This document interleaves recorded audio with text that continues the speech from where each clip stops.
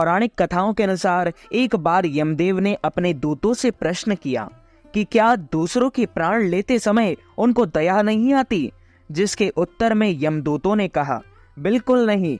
यमदेव ने प्रेम पूर्वक मित्रवत होकर पुनः पूछा कि कभी कोई घटना या वाक्या जब उन्हें दया आई हो। ऐसे में यमदूतों ने कहा कि यम देवता एक बार राजा हेम के पुत्र का प्राण लेते समय उसकी नवविवाहित पत्नी का करुण विलाप सुनकर हमारा हृदय भी पसीज गया था। इच्छा हो रही थी कि उनके प्राण ना लें, क्योंकि वह तो अल्पायु था। मात्र 16 वर्ष की अवस्था में उसके प्राण शरीर से बाहर आ रहे थे, लेकिन विधि के विधान के अनुसार हम चाहकर भी कुछ नहीं कर सके। इस घटना को सुन यमदेव ने पूरा वृत्तांत पूछा। किले में नहीं जा सकती थी वायु। यमदूत ने बताया कि हंस नाम का एक प्रतापी राजा था। वह शिकार खेलते खेलते यमराज के राज्य में पहुंच गया। भूख प्यास से व्याकुल राजा हंस का राजा हेमराज ने भव्य आतिथ्य किया। उसी दिन हेमराज को एक पुत्र की प्राप्ति हुई, जिसके जन्म को लेकर ज्योतिषी ने भविष्यवाणी करते हुए कहा कि यह इस बालक के विवाह के चौथे दिन इसकी मृत्यु निश्चित है। इस बात से हेमराज काफी दुखी हुआ। तब महाराज हंस ने सांत्वना देते हुए उसके बेटे की रक्षा की जिम्मेदारी खुद पर ले ली और हेमराज के बेटे के लिए यमुना किनारे एक विशेष किले का निर्माण करवाया, जहां वायु भी उसकी अनुमति के बिना अंदर प्रवेश नहीं कर सकती थी। यमदूत ने आगे बताया, इस प्रकार राजकुमार तरुण बड़े हुए। उन्होंने कभी कन्या नहीं देखी थी, लेकिन देव योग से उन्हें एक राजकुमारी दिखी और दोनों ने चुपके से गंधर्व विवाह कर लिया।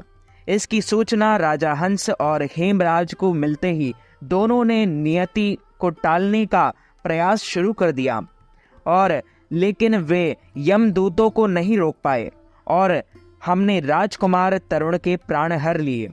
यमदूत ने यमराज से कहा, जहां कुछ समय पहले तक उत्सव का वातावरण था, वहां चीख पुकार मच गई।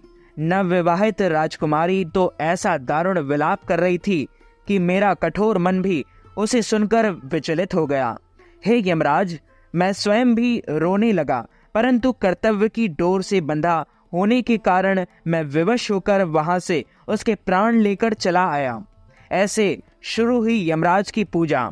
यमदेव भी यमदूत की बात सुनकर विचलित हो गए और इस प्रकार दोनों के बीच काफी बातें हुई और अकाल मृत्यु के दोष मुक्त होने को लेकर दूत के अनुरोध पर यमराज ने कहा कि जो प्राणी कार्तिक कृष्ण की त्रयोदशी की रात में मेरा पूजन करके दीपमाला से दक्षिण दिशा की ओर मुंह वाला दीपक जलाएगा, उसे कभी अकाल मृत्यु का भय नहीं रहेगा। साथ ही दीपक जलाते समय उस जीव को जीवन भर धर्म मार्ग पर चलने का वचन भी देना होगा। जो ऐसा करेगा उसकी कभी अकाल मृत्यु नहीं होगी। वह समस्त सुखों का उपभोग करने के उपरांत ही मृत्यु को प्राप्त होगा। मान्यता है कि तब से ही कार्तिक कृष्ण पक्ष की त्रयोदशी यानी धनतेरस की रात यमराज की पूजा का विधि विधान शुरू हो गया।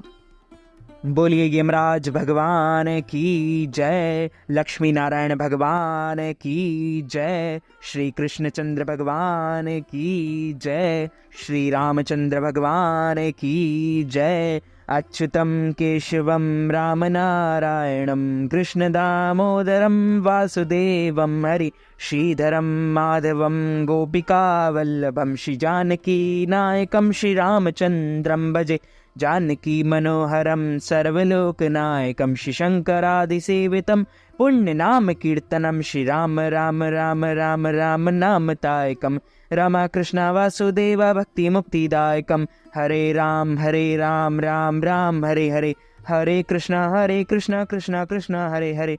तो मित्रों, हमारे इस ज्ञानवर्धक वीडियो को आप अधिक से अधिक लोगों को शेयर कीजिएगा, लाइक कीजिएगा, कमेंट कीजिएगा और सब्सक्राइब करके बेल आइकन को भी ऑन कर लीजिए।